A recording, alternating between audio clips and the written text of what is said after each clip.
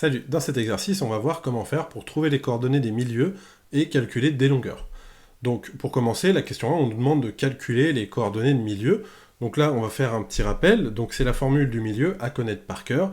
Donc si I, c'est le milieu du segment AB, l'abscisse de I, c'est la moyenne des abscisses entre A et B, et pareil pour son ordonnée. Alors si on reprend le contexte de l'exo, on nous dit que I, c'est le milieu de AC. Donc en fait, on écrit... Étant donné que c'est milieu de AC, on va réadapter la formule, cette fois-ci pas avec A et B, mais avec A et C.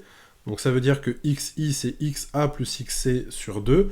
On remplace par les valeurs qu'on nous donne dans l'énoncé, on trouve que c'est égal à 2. On fait pareil pour YI, et on trouve que c'est égal à 0. Et donc, voilà, si on fait un petit résumé, les coordonnées du point I, ce sera 2, 0. Donc on va faire exactement pareil pour J. Donc J, c'est le milieu de BD, donc on adapte la formule avec les points B et D cette fois-ci. Donc ça veut dire que XJ, c'est XB plus XD sur 2. Donc, après calcul, ça nous fait moins 5 sur 2. Et pareil, YJ, ça nous donne 1 demi. Et donc, le point J a pour coordonnées moins 5 demi, 1 demi.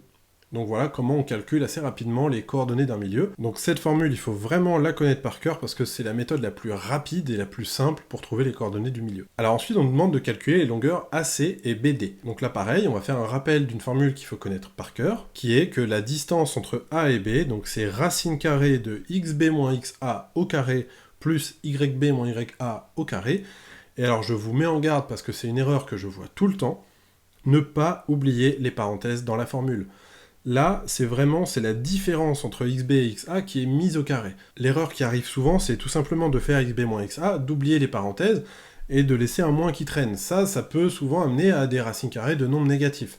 Donc vraiment, faut pas oublier de mettre les parenthèses. Autre chose, étant donné qu'on met au carré xb moins xa et yb moins ya, l'ordre dans lequel vous mettez les lettres, c'est pas important du tout. Donc là, il faut juste penser à ce que ce soit la différence des abscisses au carré plus la différence des ordonnées au carré. L'ordre, c'est pas grave, et ensuite on prend la racine carrée de tout ça, et on a la distance entre A et B. Donc on va appliquer cette formule, tout simplement. Nous, ce qui nous intéresse, c'est la longueur AC. Donc on va mettre cette formule en application. Donc ça veut dire c'est racine carrée de xc moins xa au carré plus yc moins ya au carré.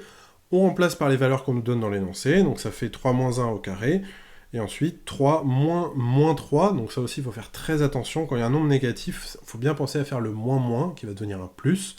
Et donc, on fait les calculs, ça nous fait racine carrée de 2 au carré plus 6 au carré, et donc AC vaut racine carrée de 40. Alors on verra si on a besoin de simplifier l'écriture de cette fraction. Pour l'instant, on laisse comme ça, on va voir ce qu'il en est. On calcule de même BD, donc là, pareil, on écrit la formule en adaptant à B et D, donc ça veut dire XD moins XB, YD moins YB, on les met au carré, on additionne, on prend la racine, et en remplaçant, on trouve moins 1, moins 4, encore une fois, hein, attention au double moins, et 2 moins 1, donc pareil, attention au double moins, on met ça au carré, et donc après calcul, ça nous fait racine carrée de 3 au carré plus 3 au carré, et donc ce qui nous fait que BD est égal à racine carrée de 18. Donc voilà pour cet exo.